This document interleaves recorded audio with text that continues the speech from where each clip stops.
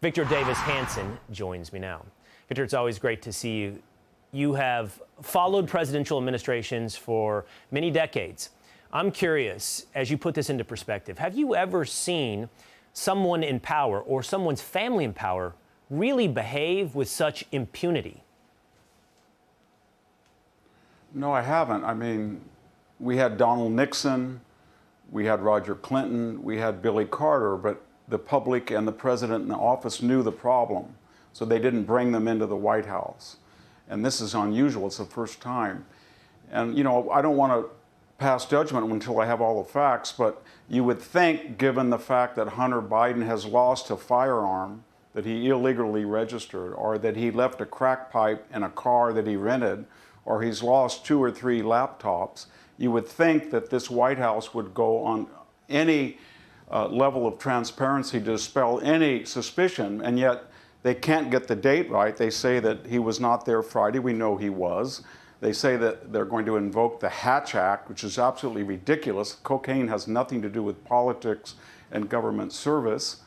And so all they have to do, as you pointed out, was say, no Biden family member had cocaine, and they won't do that. And so all they do is increase the suspicion.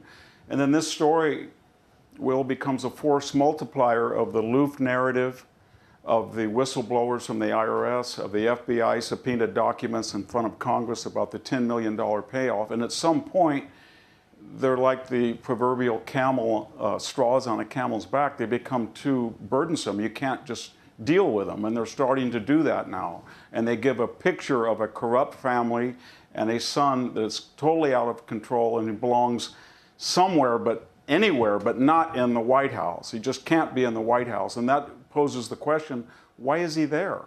Is Joe Biden afraid that he'll go and talk about the family business or his own problems and implicate? It's a very strange relationship between father and son, and it's not a narrative of familial or fatherly love. It's something very strange, because we've never seen problematic members of a presidential family showcased and in the center of the power of the United States government. Yeah, and Victor, to me, the story actually, while it's fun to talk about, isn't so much about some lost cocaine. It's about a family that acts with impunity, and then quite even larger than that, a political movement that almost inevitably, Victor, is guilty of the sins of which they accuse of others. This is like everything they ever accused or implied was the Trumps, actually, in reality, is the Bidens.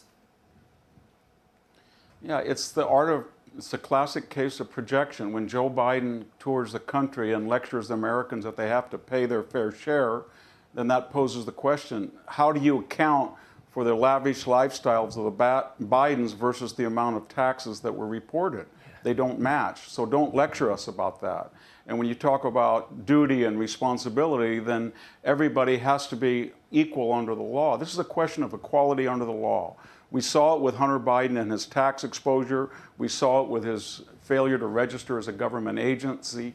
And we don't get the normal questions that would apply to anybody else in the White House. And everybody's finally gets to the point where, why don't the Bidens just follow the law like every other American citizens? And the fact that they don't, and then they lecture everybody about their purported sins, is just too much to take. And the fact that the reporters now are starting to, the first time in this administration, ask questions suggest, I think, Will, that the left and the Democratic Party is starting to see this family as a liability. And you lay out one more projection there, Victor, which is they constantly scream, no one is above the law. We have one quite obvious example that that is not the case.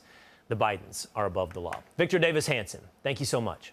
Hey, Sean Hannity here. Hey, click here to subscribe to Fox News YouTube page and catch our hottest interviews and most compelling analysis. You will not get it anywhere else.